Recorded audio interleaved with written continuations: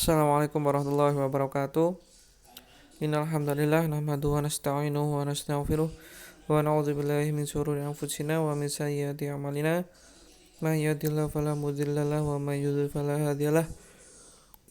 Asyhadu an la ilaha illallah wa asyhadu anna Muhammadan abduhu wa rasuluh la nabiyya wa la rasula ba'da. Gimana kabarnya anak-anak? Semoga selalu dalam kesehatan. Jangan terlalu sering main, jangan terlalu sering ngegame, dan jangan terlalu sering pergi keluar karena masih pandemi. Kita lanjutkan pelajaran IPA yang kemarin. Terakhir kita masuk di fungi atau jamur. Soal tentang fungi juga masuk di soal. Alhamdulillah beberapa ada yang bisa mengerjakan, beberapa ada yang kurang. Mungkin perlu belajar kembali untuk yang kurang. Kita masuk ke spermatopita atau tumbuhan berbiji. Spermatopita itu dibagi menjadi dua, angiospermae dan gymnospermae. Angiospermae itu biji yang tertutup, tumbuhan biji tertutup.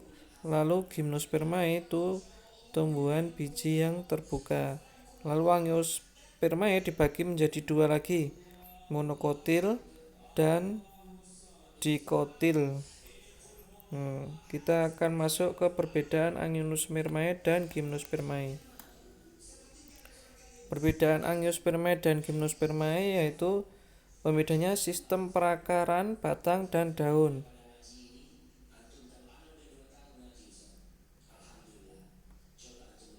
Gymnospermae berakar tunggang, batang dan akar memiliki kambium serta memiliki daun yang sempit, tebal dan kaku. Untuk angiospermae berakar serabut ataupun tunggang, batang dan akar ada yang berkambium dan ada yang tidak berkambium, serta memiliki pertulangan daun sejajar, melengkung, menjari ataupun menyirip. Untuk alat reproduksi gymnospermae yaitu dengan cara strobilus. Lalu untuk angiospermae yaitu dengan cara bunga. Untuk keadaan biji sendiri, gymnospermae tidak terlindung daun buah. Untuk angiospermae terlindung daun buah. Pembuahannya secara tunggal untuk gymnospermae dan angiospermae yaitu secara ganda. Nah, untuk contoh tumbuhan dari gymnospermae yaitu pinus, cemara, dan melinju. Untuk angiospermae contohnya tumbuhan yaitu anggrek, kamboja, padi, jagung, mangga, dan mahoni. Jadi untuk angiospermae yang sering kita lihat di sekitar kita, lingkungan kita seperti jagung, mangga, terus buah-buah yang lain seperti jambu itu termasuk angiospermae atau biji tertutup.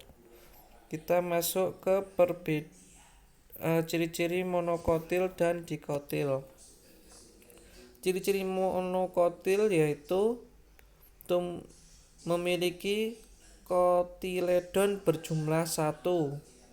Kotiledon itu seperti batangnya berjumlah satu, berongga gitu. Untuk akarnya itu serabut.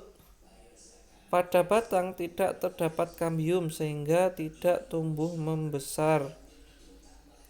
Kita bisa lihat dari contoh jagung atau padi itu batangnya meskipun dari kecil tapi membesar itu tidak bisa lebih besar dari saat masa panen. Padi, jagung, terus apa lagi yang monokotil itu termasuk tidak bisa tumbuh membesar kambium di batangnya. Lalu bentuk tulang daun sejajar atau melengkung. Umumnya jumlah mahkota bunga kelipatan 3.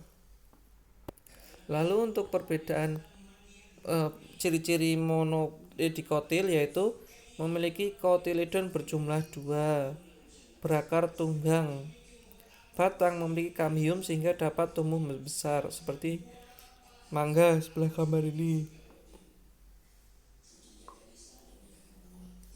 Lalu kelapa Terus jambu itu termasuk yang memiliki kambium dan bisa tumbuh membesar. Lalu bentuk tulang daun menyirip atau menjari. Umumnya jumlah mahkota bunga kelipatan 2, 4, atau 5. Lalu kita masuk ke kelompok animalia atau hewan. Animalia itu dibagi menjadi dua, invertebrata dan vertebrata. Invertebrata itu hewan yang tidak memiliki tulang belakang. Lalu untuk vertebrata yaitu hewan yang memiliki tulang belakang. Nah, invertebrata itu ada beberapa ciri. Nah, sebelumnya hewan yang tidak bertulang belakang dikelompokkan menjadi 8 kelompok. Hewan tersebut seperti Porifera. Ini contohnya Kalispongia plicifera, itu hewan hewan apa namanya? Hewan laut. Tapi seperti ganggang-ganggangan yang tidak bisa bergerak. Lalu Cnidaria atau Coelenterata. Contohnya Aurelia aurita, yaitu ubur-ubur.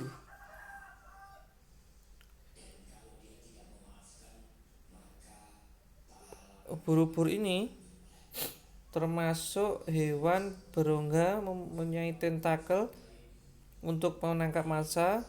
Pada permukaan tentakel terdapat sel beracun yang menyengat. Untuk tadi Porifera itu hewan yang mempunyai pori-pori. Hewan ini tubuhnya seperti spons. Habitatnya di perairan. Warna tubuhnya bermacam-macam seperti merah, kuning, dan hijau. Contohnya itu tadi Kalispongia plicifera. Lalu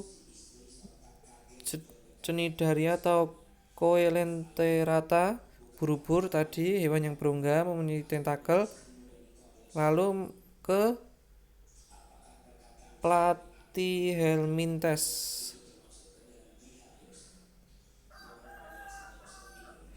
Itu contohnya Fasciola hepatica, itu seperti apa namanya? Cacing atau apa? Siput bisa. Terus masuk ke Nemathelminthes. Itu contohnya seperti cacing. Ini cacing pita, cacing yang ada di dalam tubuh biasanya. Necator americanus. Lalu masuk ke Annelida. Annelida contohnya Hirudo sp.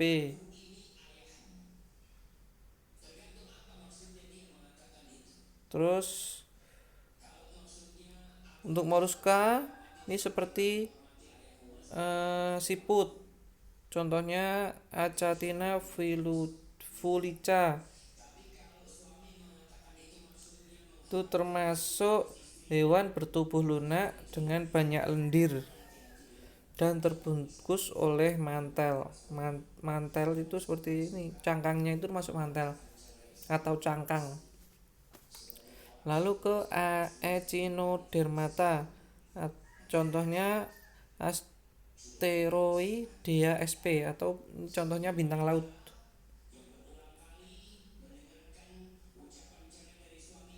Ini termasuk hewan yang diselimuti duri.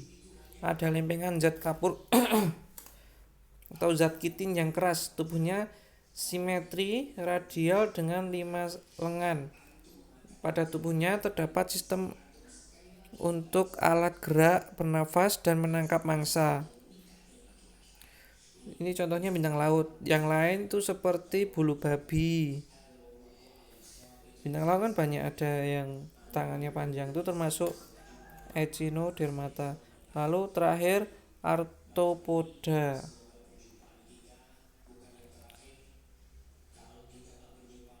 Arthropoda ini contohnya kepiting atau Kencer pangirus. Itu termasuk hewan berbuku-buku. Maksudnya tubuhnya dibedakan atas kepala, badan, dan perut. Tubuhnya terbungkus zat kitin yang keras, memiliki alat indera yang peka terhadap sentuhan dan bau-bauan. Contohnya seperti belalang, itu termasuk hewan juga. Termasuk serangga.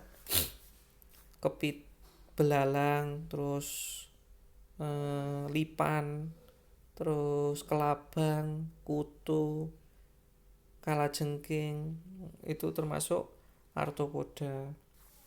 Lalu masuk ke vertebrata. Vertebrata itu hewan yang memiliki tulang belakang. Contohnya Pisces atau ikan pari, nama ilmiahnya Dasyatis sp. Lalu amfibia, contohnya salamandra atau sulamandra. Contoh lain seperti katak, kodok, itu termasuk amfibi. Lalu reptilia atau reptil, contohnya iguana. Yang lain seperti ular itu termasuk reptil. Lalu aves, burung, contohnya angsa, bebek. Lalu ayam itu termasuk aves atau burung. Untuk mamalia, ini contohnya gajah. Yang lain seperti sapi. Mamalia itu yang melahirkan, hewan yang melahirkan dan memiliki kelenjar susu. Sapi, kambing termasuk mamalia. Untuk materi IPA mungkin cukup sekian. Untuk tugas menyusul, insya Allah bila ada salahnya mohon maaf. Jika ada yang masih kurang masih kurang jelas bisa WA Ustadz pribadi. Wassalamualaikum warahmatullahi wabarakatuh.